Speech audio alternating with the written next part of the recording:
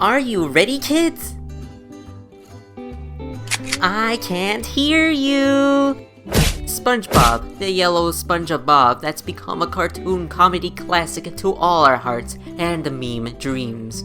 The movie also carried that legacy of a golden age of the show before the show's crew shifted, and it was just never the same. Argue whether or not the show went bad or if it still had some charm to it. Everyone can agree that the show did change after Steven Hillenburg wrapped up the production and left SpongeBob as a whole. Up until he decided to come back, of course. And yes, everyone talks about how the show has such funny characters, or how Band Geeks is the peak fiction that it is, or how SpongeBob went bad after season 42 or whatever. But one thing that nobody ever seems to talk about that bugs me to this day is this guy, Dennis. Don't laugh. You read the video's title. I legitimately believe that Dennis may perhaps be the best SpongeBob villain for the purpose that he serves in it, and without him, the movie would be fundamentally weaker. It's a bold claim, but I'm a bold man, so I'm here to prove it. So let's examine what makes Dennis so good. First of all, one of the most important things is that Dennis is the complete opposite to SpongeBob in every way, shape, and form. I mean, it's easy to see through their designs. SpongeBob here is this tiny little square guy. He got himself all dressed up with the shoes and the pants, and then my boy comes in. This is like comparing a baby to a hydrogen bomb. It should be obvious that one is a force of destruction and the other is a literal baby. Like, Dennis got all the makings of a biker boy, which is one of the most manliest things out there. Something that SpongeBob isn't. Why is that important? Well, that just tells me you haven't seen the movie, and now I'm very curious on how you got here. But take a seat, for I will explain. Throughout the whole movie, SpongeBob is trying to prove that he's a manly man by going on an epic quest! Because everyone just sees him as a kid, since he enjoys kid things and acts like a kid. Plankton doesn't like that. No, not the kid thing, the going on an epic quest part. And even though he doubts that SpongeBob will actually survive the journey, you can't be too sure.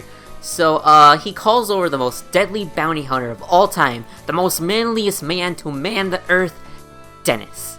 From here on out, the movie takes a familiar pattern of having both SpongeBob and Patrick handle any obstacles they take compared to how Dennis solves them later on. Throughout the movie, the two manage to escape by dumb luck or by having people laugh them off for being kids and overall just never beat them in a conventional way. Dennis, on the other hand? Nah, he gonna show you the textbook definition and how to be a number one man. Somebody insults you? No they didn't. Somebody picking a bone with you? Get them out of here! Hell, it's implied that he was able to cross the valley that SpongeBob and Patrick managed to cross through what was full of monsters. So I can only imagine that Dennis just decided to go God of War on them. This dude is the embodiment of manliness. This guy is the role model of Andrew Tate. And I'm gonna be honest, Dennis will clear that dude in a fight, no challenge. Wait, what do you mean this guy is in a Romanian jail now? What did he do? He got arrested by pizza? Damn, boy, SpongeBob delivered a pizza and got him dogs, bro. It's this threat that if Dennis ever catches this SpongeBob, he's absolutely gonna rock his and we don't want that to happen. I like this funny little lad.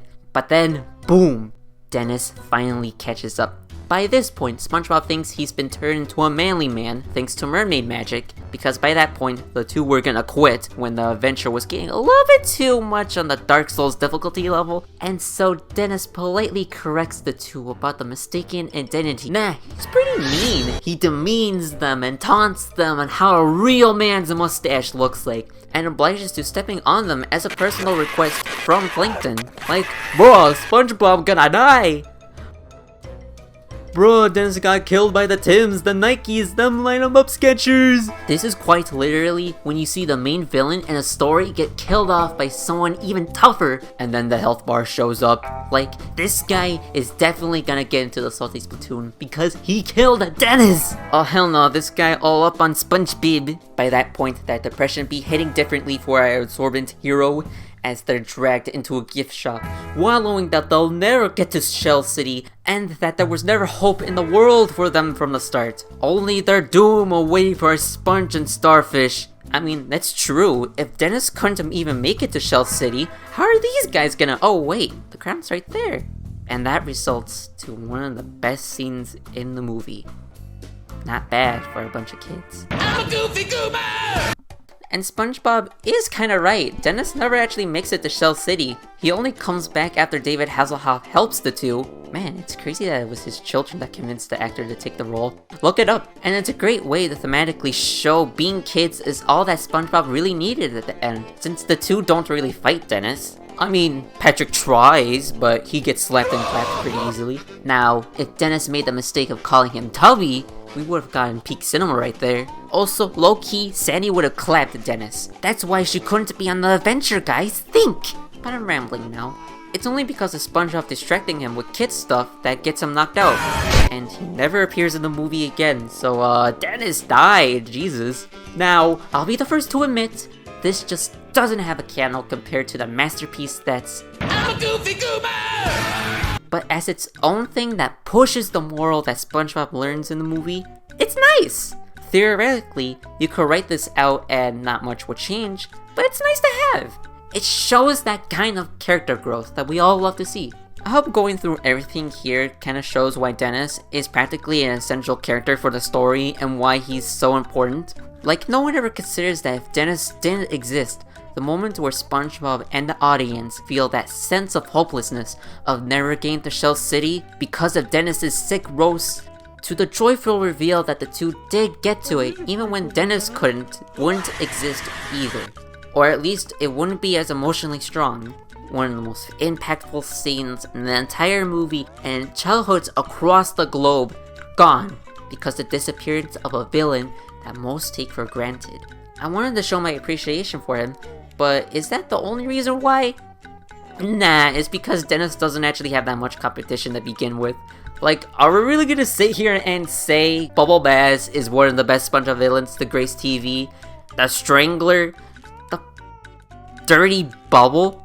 Like, the only ones I consider to be real contenders are Plankton, because it's Plankton, and the other movie villains. Let's start with the movie villains. Both of them are kinda jokes, and unfortunately, not very funny jokes. Like, I'll give it this. I do like the actor they got to play the villain for Sponge Out of Water. I mean, he voices Puss in Boots, and that just makes it funnier in my mind. Who is your favorite PLS? But then I remember the fact that he'd be 10 times funnier if he was played by Petrie the Pirate. Plus cheaper since it's the same actor as SpongeBob freaking SquarePants, and we all know how Nickelodeon loves to save money. And while he's important to the plot because he steals the Krabby Patty formula and Mad Maxes the place, we don't really see much of him until late into the movie after he does this. Plus, Sponge Out of Water is more of a goofy, surrealist movie, so I'm not gonna pretend that the villain was supposed to be more than a funny reason to kickstart the adventure. And by that, he gets the job done. So, he's good, but Dennis is still here, baby. Plus, I won't talk about Sponge on the Run because everyone has talked about Sponge on the Run already. AK, it's kinda bad. But I will, for everything deserves a fair shake. How do you make such a cringe villain? Like, I'm just gonna ignore the fact that this movie takes a whole bunch of things that were done better in other SpongeBob stuff, like Where's Gary, or the first movie, but like, the villain is kinda lame. We see him, and we understand why Gary was kidnapped, but then we don't really see the guy again until 47 minutes in the movie. Like, the first movie worked because it was under a time limit of both the actual time limit of King Neptune killing Mr. Krabs, but also Dennis, who despite appearing 30 minutes into the movie, is much more active as an ongoing threat as he literally chases after our duo until the climax in the movie.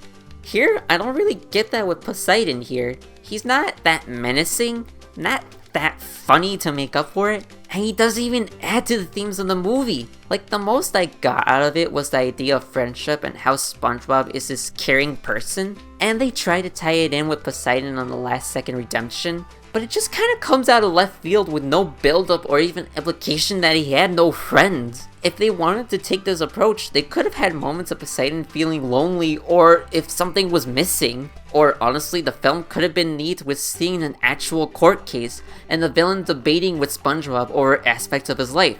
Like, why does he want to be friends with Squidward so bad? Or why does he tolerate Plankton for being such a competitor that does evil stuff? Really play into the idea of SpongeBob being this genuinely nice guy who sees the best in everyone, and the king who cares about himself and doesn't find the need for others. I'm sorry, but if you're gonna make a SpongeBob movie, you either go all in on the grounded aspect of the first movie, or more surrealistic side of the second. But you don't try to do both! Man, this could be a video all to itself, but I'll just leave it here for now. PowerPoint slide summary: Poseidon is bad, Dennis is better, yada yada yada, let's move on. So that leaves Plankton. It's hard to really say if one is better than the other because both fill different needs in the SpongeBob movie, as well as Plankton overall just having much more character and memorability, but I will stand that Dennis is a strong villain. Plankton works as a rising threat and overall main bad guy, as it's his plan that starts this whole adventure. I just say that Dennis had to be specifically built for the movie because Plankton wouldn't have worked in terms of the themes. Plankton just isn't manly enough. Plain and simple. SpongeBob knows that Plankton isn't manly. He's more like an acquaintance to him. His whole joke is that no one takes him seriously enough because of his Kitchen Nightmares looking restaurant and size. If Plankton made a manly robot instead of calling Dennis, SpongeBob could probably refute Plankton cheated. and that's not manly since robots can't be manly. So Plankton is good, great even, but he just wasn't the right fit for the film outside of being the rising threat. Who can stop me now? Hi, I'm Oscar. So yeah, I hope I made my case and maybe even changed some minds about Dennis here. Who knows, maybe there's other villains, characters, or stuff that you'd like me to see. Also, yes, I have seen a reference of Dennis in the SpongeBob cartoon. It's really cool, and I like it. Do more.